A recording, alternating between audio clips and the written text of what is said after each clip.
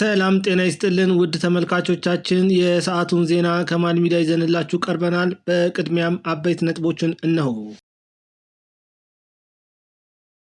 በትግራይ ክልል 11 ሰዎች መሞታቸው ተሰማ። በምን ጉዳይ የሚለውን ዜናችን የሚመልስላችሁ ይሆናል። ኤርትራዊው ጋዜጠኛ የኢትዮጵያውን ጠቅላይ ሚኒስትር ዶክተር አብይ አህመድን አደነቀ። በትግራይ ክልል በረዶ በቀላቀለ ዝናብና በአማራ ክልል በተከታታይ በተከሰተ ጎርፍና የመሬት መንሸራተት አደጋ በሺዎች የሚቆጠር ሄክታር የእርሻ መሬት መውደሙ ተሰማ። ከውጭ ዩቲዩብ በአሜሪካን ፕሬዝዳንት ዶናልድ ትራምፕ የቀረበበትን ክስ ተከትሎ የ$24.5 ሚሊዮን ካሳ ለመክፈል ዝግጁ መሆኑን ተናገረ። ከተማው ላይ አለ የሚባለው ሎኬሽን የመጀመሪያው ከሆነው ሳር ቤት አፍሪካ ህብረት ፊት ለፊት ይዣችሁ መጥቻለሁ። እንግዲህ ይሄ ሳይታችን G+21 ሲሆን 5 ወለል የመኪና ማቆሚያ ያለው፣ ሌላው ደግሞ ሁለቱ ቢልዲንጎች የራሳቸው የሆነ ኤሊቬተር ይኖራቸዋል። ሁለት ኤሊቬተር በፍሎር 4 ቤት ብቻ ነው ያለው ከ161 ካሬ ጀምሮ። ሁሉም ቤቶች የሜድስ ሩም ፕላስ ደግሞ ሜድስ ባዝ ይኖራቸዋል ማለት ነው። ሌላው እዚህ ኤሪያ ላይ ብትሸጡት ድጋሚ በጣም ታተርፋላችሁ። የማከራየት ሀሳብ ካላችሁ $2500 እስከ $4000 ድረስ ይከራያሉ። ሌላው ያለቁ ሳይቶች እዚህ ኤሪያ ላይ የተጠናቀቁ ቤቶች በስንት ነው የሚሸጠው የሚለውን ደግሞ ለማየት እንሞክር። በካሬ ከ180,000 እስከ 200,000 ነው። እንግዲህ በዚህ ስቴጅ ኦልሞስት 80% የደረሰ ቢልዲንግ ደግሞ በ105,000 ብር በካሬ በ25% ቅድመ ክፍያ ይዤላችሁ መጥቻለሁ ማለት ነው። ኤርትራዊው ጋዜጠኛ የኢትዮጵያውን ጠቅላይ ሚኒስትር ዶክተር አብይ አህመድን አደነቀ። ይህ ጋዜጠኛ ጠቅላይ ሚኒስትር ዶክተር አብይ አህመድ አስገራሚና ድንቅ ችሎታ ያለው ሰው ነው፣ የኛ መሪ ከአንድ የአፍሪካ ቀንድ ሀገራት ጋር ተገናኘ ሲባል የኢትዮጵያ መሪ ግን ከቻይና ከሩሲያ ጋር በመገናኘት ታላቅን ስራ እየሰራ ይገኛል።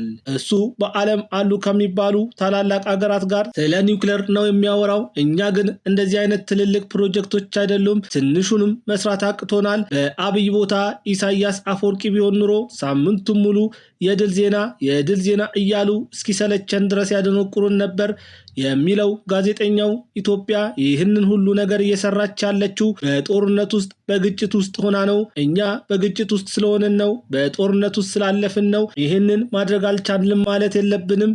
ኢትዮጵያ በግጭት ውስጥ ሆና ታላቁን ህዳሴ ገንብታለች።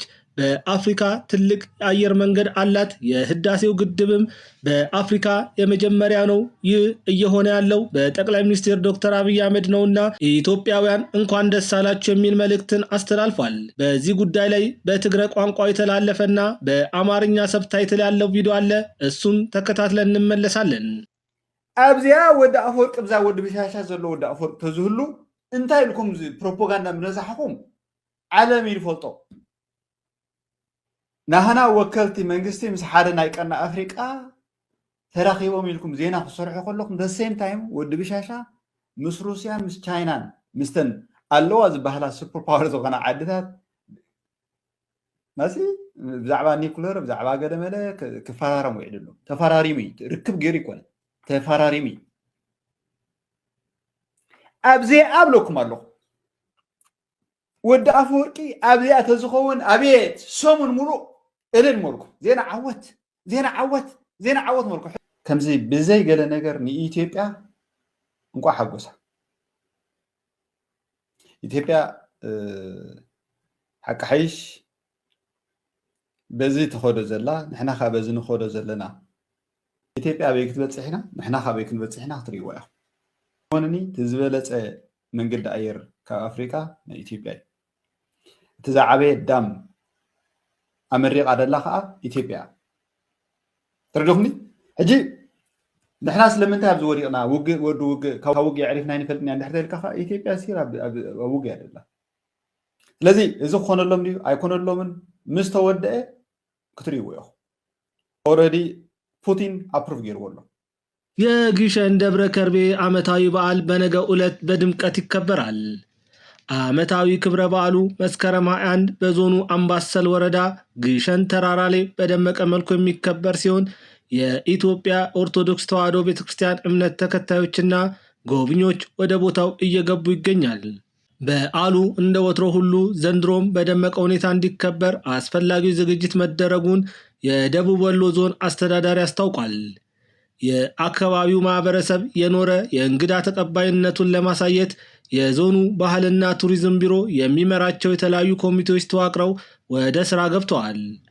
በዋናነት በዓሉ በሰላም እንዲከበር የጸጥታ ኮሚቴ ተዋቅሮ ሲሰራ የቆየ ሲሆን የመከላከያ ሰራዊትና የክልሉ የጸጥታ ተቋማት በጋራ በመሆን ስራዎችን እየሰሩ ይገኛሉ። የኢሬቻ በዓል ማህበራዊ ትስስርን የማጠናከሪያ አንዱ መድረክ እየሆነ በመምጣቱ የአሁኑ ትውልድ ኢሬቻን የመሰሉ በጎ ማህበራዊ እሴቶችን መጠበቅና ማሳደግ አለበት ሲሉ የኦሮሚያ ክልል ኮሚኒኬሽን ቢሮ ኃላፊ አቶ ኃይሉ አዱኛ ገለጹ። የጉሚ በለል ውይይት ኢሬቻ ለሀገር እድገትና ለአንድነት በሚል መሪ ሀሳብ በኦሮሚያ ክልል ፕሬዝዳንት ጽህፈት ቤትና ኮሚኒኬሽን ቢሮ ትብብር አዘጋጅነት እየተካሄደ ይገኛል። በመድረኩ ንግግር ያደረጉት የኦሮሚያ ክልል ኮሚሽን ቢሮ ኃላፊ አቶ ኃይሉ አዱኛ ኢሬቻ በርካታ በጎ እሴቶች ያሉት መሆኑን በመግለጽ ኢሬቻን የመሰሉ በጎ ማህበራዊ እሴቶችን መጠበቅና ማሳደግ ይገባል ብለዋል። የዘርፉ ምሁራንም የኢሬቻን ምንነትና ትክክለኛ መገለጫዎችን በጥናትና ምርምር በማስደገፍ ማሳወቅና ማስገንዘብ እንደሚገባቸውም ተናግረዋል። ውይይቱ በኢሬቻ ትሩፋቶችና ምንነት ላይ ያተኮረ ሲሆን ኢሬቻ የኢትዮጵያን የአንድነትና የአብሮነት ባህል ለዓለም የሚያሳይ መሆኑ ተነስቷል። ኢሬቻ የአብሮነት የአንድነትና ሁሉም የሚሳተፉበት በዓል በመሆኑ የሀገርን አንድነት በማጠናከር ረገድ ከፍተኛ ሚና እየተጫወተ መሆኑንም ተገልጿል። በመድረኩ በአርሲ ዩኒቨርሲቲ የገዳ ትምህርት መምህር በሆኑት ዶክተር መሐመድ ነሞ የውይይት መነሻ ጽሑፍ ቀርቦ ውይይት ተደርጎበታል። በውይይት መድረኩ የክልሉ ኮሚኒኬሽን ቢሮ ኃላፊ አቶ ኃይሉ አዱኛ፣ የክልሉ ባህልና ቱሪዝም ቢሮ ኃላፊ ጀሚላ ሲምቢሩ፣ አባገዳዎች፣ ሀደ ስንቄዎችና ምሁራን ተገኝተዋል። ኢትዮጵያና ጣሊያን የ4.1 ሚሊዮን ዩሮ ስምምነት ተፈራረሙ። ኢትዮጵያና ጣሊያን የሽሬና የጎንደር ሆስፒታሎችን የጤና አጠባበቅ አገልግሎት ለማጠናከር የሚውል የ4.1 ሚሊዮን ዩሮ ስምምነት ተፈራርመዋል። ስምምነቱ ትናንትና መስከረም 19 ቀን 2018 ዓ.ም የገንዘብ ሚኒስቴር አህመድ ሺዴና በኢትዮጵያ የጣሊያን አምባሳደር አጉስቶኖ ፓሌሴ ፈርመዋል። በዚህ ወቅት ንግግር ያደረጉት አቶ አህመድ ሺዴ ስምምነቱ በተለይም በትግራይና በአማራ ክልሎች በግጭት ምክንያት ለተፈናቀሉ ዜጎች የሚሰጠውን የጤና አገልግሎት ለማሻሻል እንደሚጠቅም ገልጸዋል። በስምምነቱ መሰረት የሚከናወኑ ስራዎችም ከ15 ሚሊዮን በላይ ለሚሆኑ ሰዎች የሚቀርበውን የጤና አጠባበቅ አገልግሎት ለማሻሻል እንደሚያግዝም ተናግረዋል። በተለይም እናቶች በደህና እንዲወልዱ፣ ህፃናት ህይወት አድን እንክብካቤ እንዲያገኙና ተፈናቃዮች አስፈላጊውን የጤና አገልግሎት እንዲያገኙ ያስችላል ሲሉ መግለጻቸውን ከገንዘብ ሚኒስቴር የተገኘ መረጃ ያመላክታል። አዲሱ ስርዓተ ትምህርት ታላቁ የኢትዮጵያ ህዳሴ ግድብን የተመለከቱ በርካታ ምዕራፎችን አካቷል ሲል የትምህርት ሚኒስቴር ገለጸ። በሚኒስቴሩ የማህበራዊ ሳይንስ ስርዓተ ትምህርት ማበልጸጊያ መሪ ስራ አስፈጻሚ ኡመር ኢማም የግድቡ መመረቅ የታሪክ ትምህርትን ከፖለቲካዊ ትርክት ወደ ማህበራዊ ኢኮኖሚያዊ ይዘት እንዲቀይር አድርጎታል ብለዋል። አዲሱ ስርዓተ ትምህርት ግድቡን የተመለከቱ በርካታ ምዕራፎችና ንዑስ ምዕራፎችን ማካተቱን አመላክቷል። የህዳሴው ግድብ አጠቃላይ ሁኔታ በስርዓተ ትምህርት ውስጥ መካተቱ ሉዓላዊነትን የሚያረጋግጥና የሀገር ፍቅርን የሚያሰርጽ መሆኑን ጠቁመው ለህብረ ብሔራዊ አንድነትና ትውልድን ለመገንባት ከፍተኛ አስተዋጽኦ እንዳለው አንስተዋል። ስለ ግድቡ አጠቃላይ ሁኔታ ህፃናትና ታዳጊዎች መማራቸው ብሔራዊ ኩራትና ለተጨማሪ ስራ ተነሳሽነት እንደሚፈጥርም ጠቁሟል። ኢትዮጵያ በዓለም መድረክ ስሟ ሲጠራ ሰንደቅ ዓላማዋና ብሔራዊ መዝሙሯ አብረው እንደሚስተጋቡ ሁሉ ህዳሴ ግድቡም ብሔራዊ አርማ እንዲሆን ለማድረግ በስርዓተ ትምህርት ውስጥ እየተሰራ ነው ብለዋል። በትግራይ ክልል 11 ሰዎች በኮሌራ ሳቢያ እንደሞቱና 425 ሰዎች በወረርሽኙ እንደተያዙ ተገለጸ። በትግራይ ክልል የተለያዩ አካባቢዎች የኮሌራ ወረርሽኝ እንደተቀሰቀሰና 11 ሰዎች ሕይወታቸው እንዳለፈ ተገለጸ። የትግራይ ክልል ጤና ቢሮ የህብረተሰብ ጤና ድንገተኛ ክፍል አስተባባሪ አቶ መብራሃቶም ሀፍተ ለቢቢሲ እንደገለጹት ከሐምሌ 19 2017 ዓ.ም አንስቶ በክልሉ የኮሌራ ወረርሽኝ ታይቷል። የአማራ ክልል ዋግምራ ዞን አዋሳኝ በሆኑ አካባቢዎች ሰለዋና ሳምረ በተባሉ ወረዳዎች ወረርሽኙ እንደተጀመረ ተናግሯል። በዋግምራ በሽታው እንዳለ ሰምተን ነበር። ከዋግምራ አበርገለ ወረዳ ጋር የሳምረና የሰለዋ ወረዳዎች መረጃ እየተለዋወጡ ነበር። ከዚያ በኋላ እኛ ጋር በኮሌራ የተጠረጠሩ ሰዎችን ስናይ ናሙና እየወሰድንና ሕክምናውን እያደረግን ቆየን ሲሉ ለቢቢሲ አስረድተዋል። በትግራይ ክልል ደቡብ ምስራቅ ዞን የሚገኘው ሳምረ ወረዳና በደቡብ ዞን የሚገኘው ሰለዋ ወረዳ ወረርሽኙ በታየ በ22 ቀናት ውስጥ በሰሜን ምዕራብ ዞን ሰየምቲ አዲ አቦ አካባቢ ወረርሽኙ መከሰቱን አክለዋል። እስካሁን ባለው መረጃ ወደ 425 ሰዎች ታመዋል፣ 11 ሰዎች ሕይወታቸው አልፏል ሲሉም ተናግረዋል። በትግራይና አማራ ክልል በርካታ ሄክታር የእርሻ መሬቶች በከባድ በረዶና ጎርፍ መውደሙ ተገለጸ። በትግራይ ክልል በረዶ በቀላቀለ ዝናብና በአማራ ክልል በተከታታይ በተከሰተ ጎርፍና የመሬት መንሸራተት አደጋ በሺዎች የሚቆጠር ሄክታር የእርሻ መሬት አወደመ። በዚያ ሳቢያ በ10 ሺህ የሚቆጠሩ የአርሶ አደር አባወሮች ለከፋ ችግር ተጋልጧል። በትግራይ ደቡብ ምስራቅ ዞን ደጓ ተንቤን ወረዳ መስከረም 16 ቀን 2018 ዓ.ም በጣለው በረዶ የቀላቀለ ዝናብ 143 ሄክታር የእርሻ መሬት ላይ ያለውን ሰብል ሙሉ በሙሉ አውድሟል። የደጓ ተንቤን ወረዳ ዋና አስተዳዳሪ ገብረ ክርስቶስ አረጋዊ በተከሰተው አውሎ ንፋስ 284 አርሶ አደር አባወሮች ለችግር ተዳርጓል ብለዋል። በተመሳሳይ በአማራ ክልል በክረምት ወቅት በተከሰቱ የጎርፍ በረዶ እና የመሬት መንሸራተት አደጋዎች ከፍተኛ ውድመት ማስከተላቸው ተነግሯል። የሰሜን ወሎ ዞን መቀት ወረዳ ብቻ የግብርና ጽሕፈት ቤት 6000 ሄክታር የእርሻ መሬት መውደሙንና በዚህም ከ45,000 በላይ ቤተሰቦች ለችግር መዳረጋቸውን ገልጿል። የአካባቢውን አርሶ አደሮች እንደተናገሩት ሰብል፣ የግጦሽ መሬትና የእንስሳ መኖ ሙሉ በሙሉ ወድመዋል። የመቄት ወረዳ ግብርና ጽሕፈት ቤት ኃላፊ ሰለሞን ወንዴ እስካሁን ድረስ ምንም አይነት እርዳታ ለተጎጂ ቤተሰቦች አለማድረጋቸውን ገልጸዋል። 5ኛ ዙር የኦሮሚያ ክልል የቱሪዝም ሳምንት መካሄድ ጀምሯል። በቱሪዝም ሳምንት ማስጀመሪያ ስነ ስርዓት ላይ የቱሪዝም ሚኒስቴር ዴታዎች ዶክተር እንደገና አበበና ስለሺ ግርማ፣ የኦሮሚያ ክልል ፕሬዝዳንት ጽሕፈት ቤት ኃላፊ ዶክተር አብዱልአዚዝ ዳውድ፣ የኦሮሚያ ክልል ቱሪዝም ኮሚሽን ምክትል ኮሚሽነር ነጋ ወዳጆ፣ የመንግስት ስራ ኃላፊዎችና ሌሎች ጥሪ የተደረገላቸው እንግዶች ታድመዋል።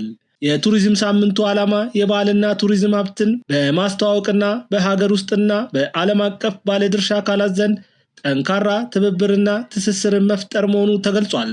በተጨማሪም ኢንቨስትመንትን መሳብና በቱሪዝም ዘርፍ ዘላቂ ልማት እንዲኖር ማስተዋወቅ፣ የባህል ዲፕሎማሲ ማሳደግ ከዓላማዎቹ መካከል መሆናቸው ተመላክቷል።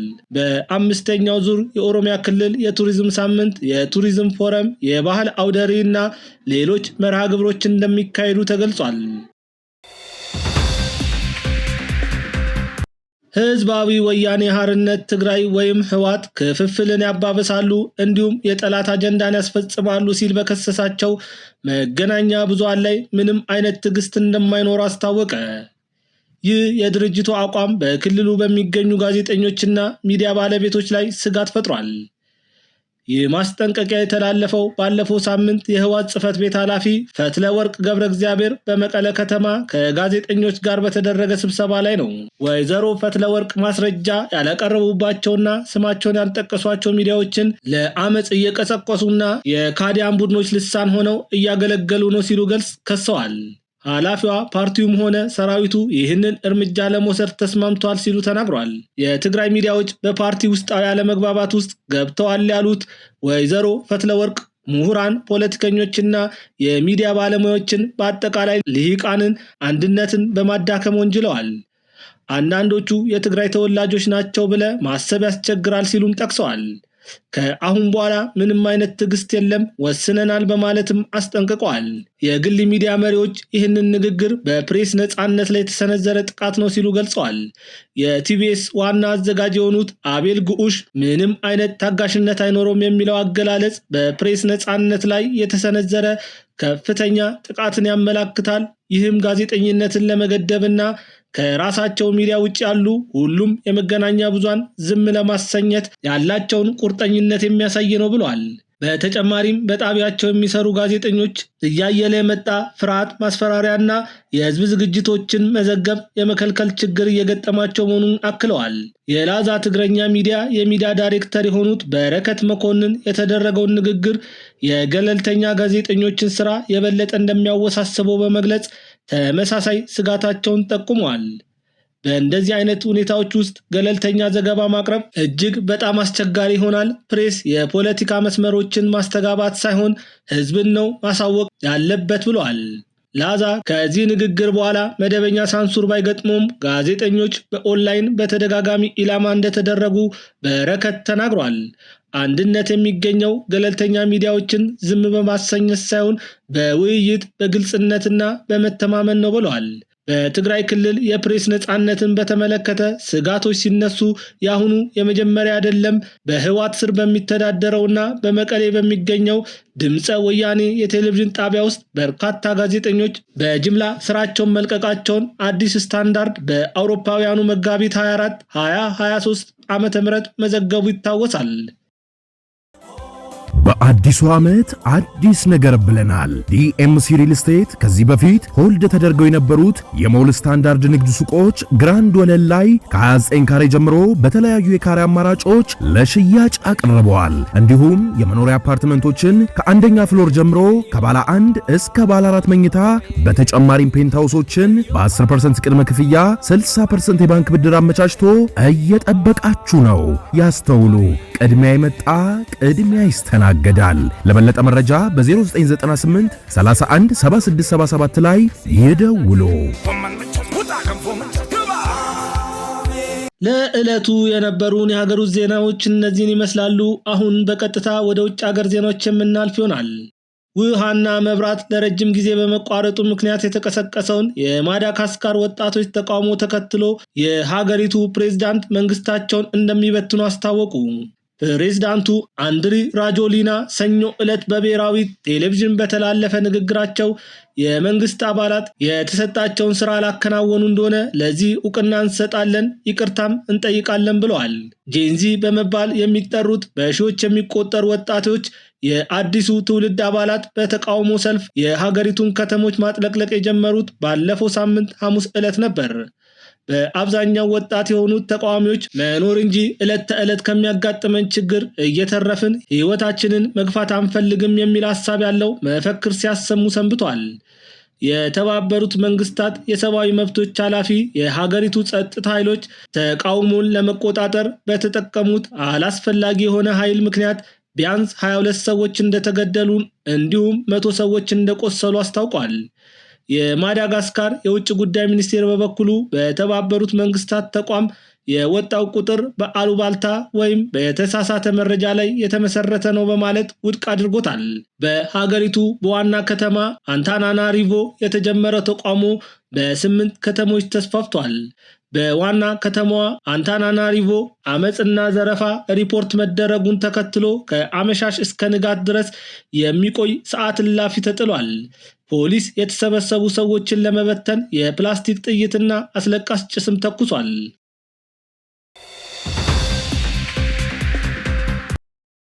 ዩቱብ በአሜሪካን ፕሬዝዳንት ዶናልድ ትራምፕ የቀረበበትን ክስ ተከትሎ የ$24.5 ሚሊዮን ካሳ ለመክፈል ተስማማ።